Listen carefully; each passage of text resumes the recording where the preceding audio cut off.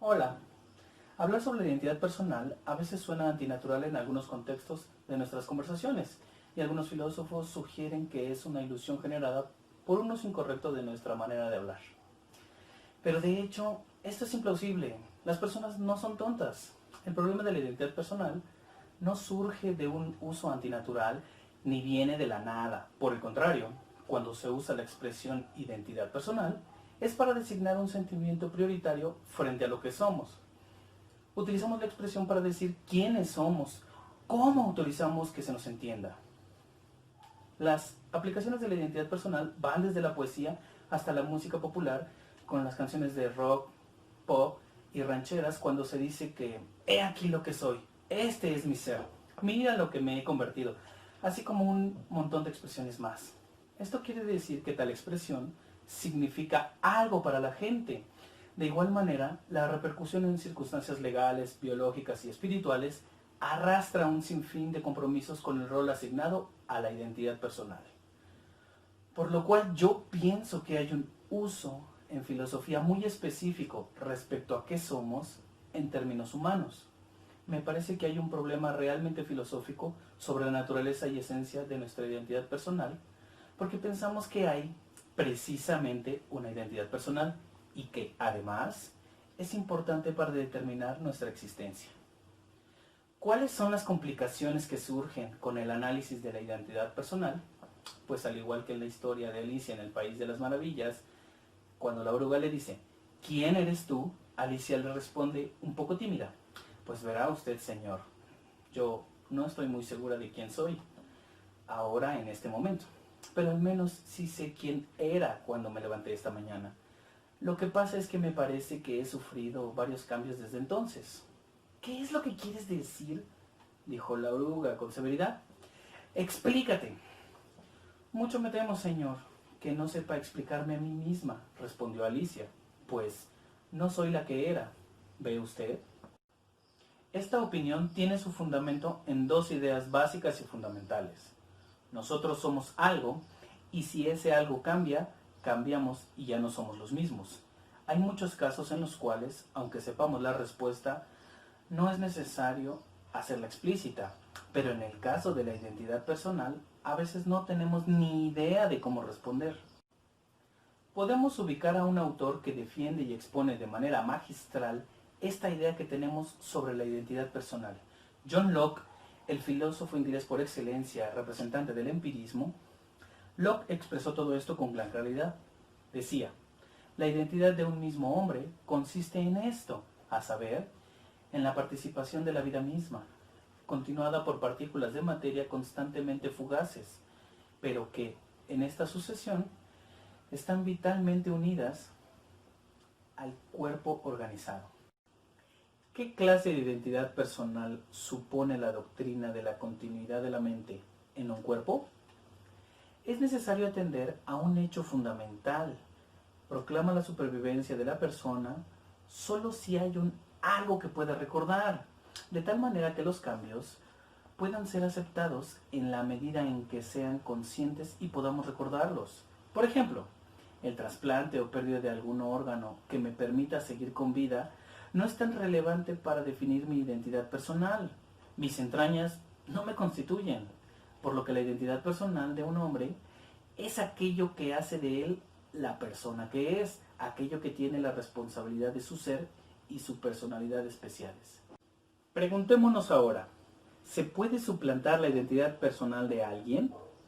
La discusión del caso de Locke de la división de la identidad personal es un elemento necesario a discusión, pues consiste en: es en esta identidad personal en lo que están fundados el derecho y la justicia de las recompensas y de los castigos, ya que la felicidad y la desgracia constituyen aquello por lo cual cada quien se preocupa por sí mismo, sin que le importe lo que pueda acontecerle a cualquier sustancia que no esté unida a esa toma de conciencia.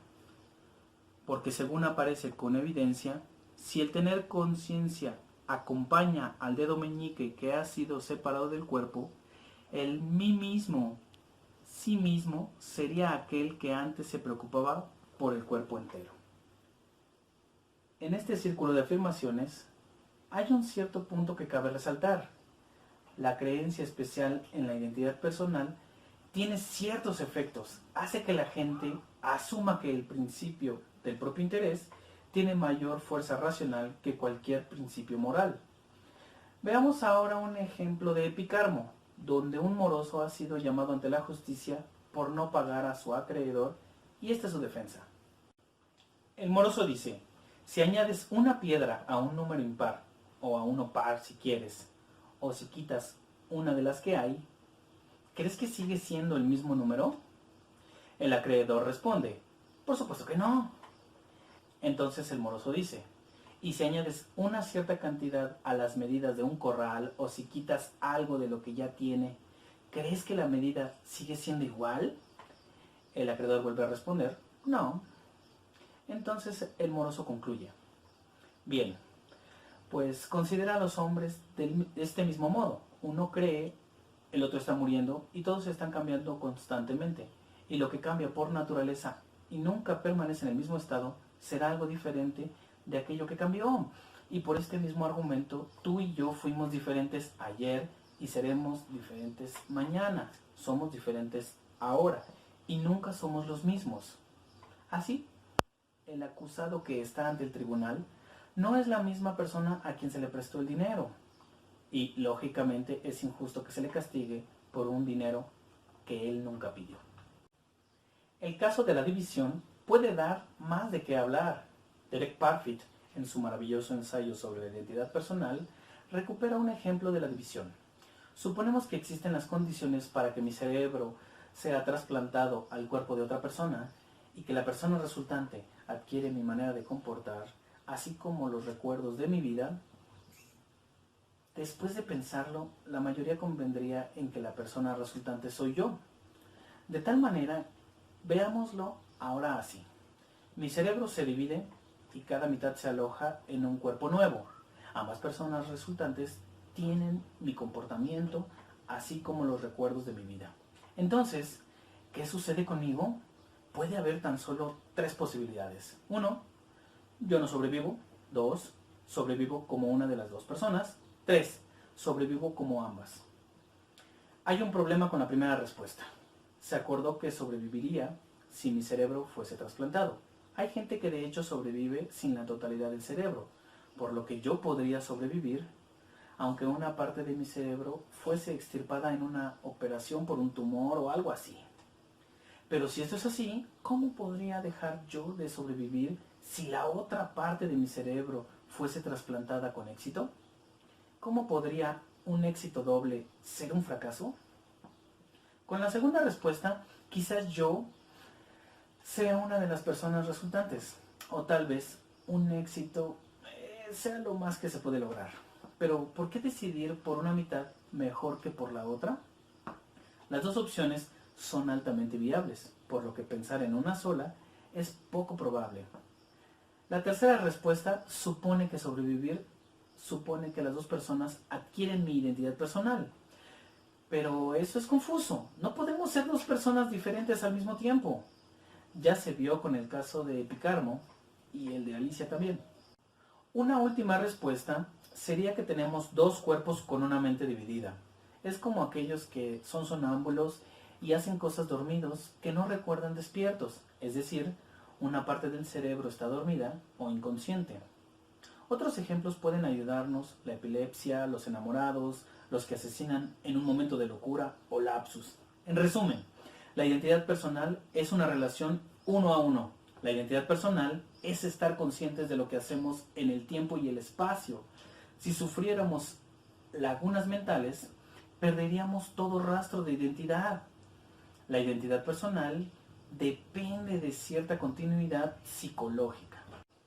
De tal manera, la identidad personal termina significando un sentimiento que las personas tienen de ellas mismas, como existiendo específicamente como una presencia mental, alguien mental o un lugar mental de conciencia, distinto de todas las experiencias particulares, pensamientos, esperanzas, deseos, etc.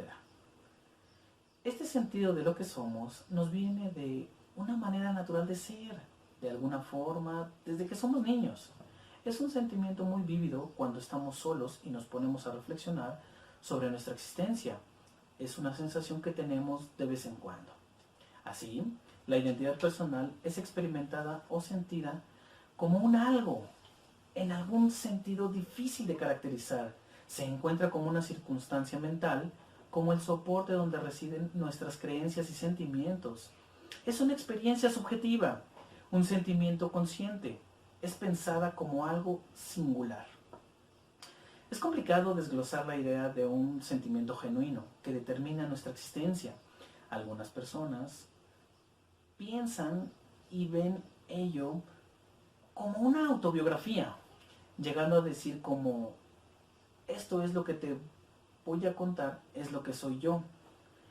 Pero esta capacidad de rememorar puede ser, y es de hecho, arbitraria.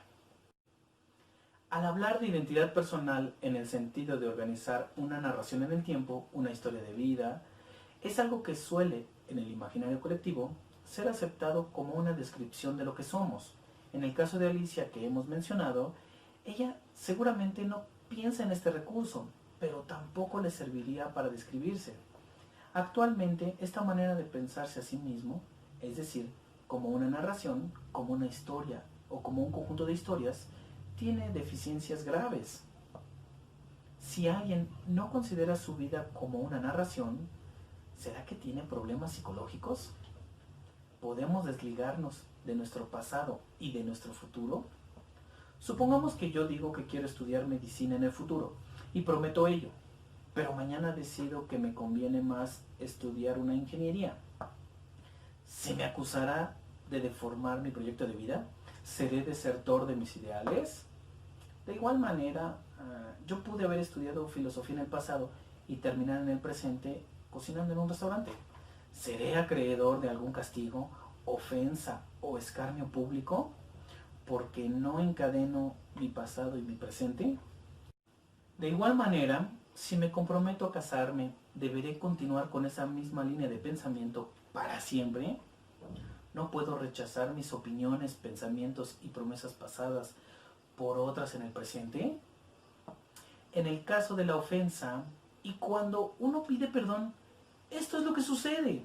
Pedir perdón es rechazar una actitud en el pasado por considerarla ofensiva y sostener en el presente que no era intencionado o que de haber previsto tal o cual consecuencia no se hubiese actuado así, de esa manera. Lo que he querido transmitir es que no necesariamente todos tenemos que pensarnos a nosotros mismos de una manera narrativa o memorística, haciendo de nuestra vida una línea del tiempo y pensar en una existencia feliz. Hay otras maneras de pensarnos a nosotros mismos en el tiempo, sin encadenar el pasado y el futuro.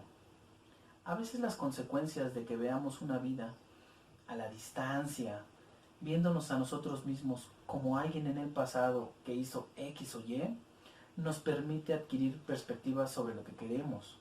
Hay quien se somete al tiempo y vive en una historia que lo arrastra, y desde la ventana de su pasado solamente puede admirar el paisaje de la vida.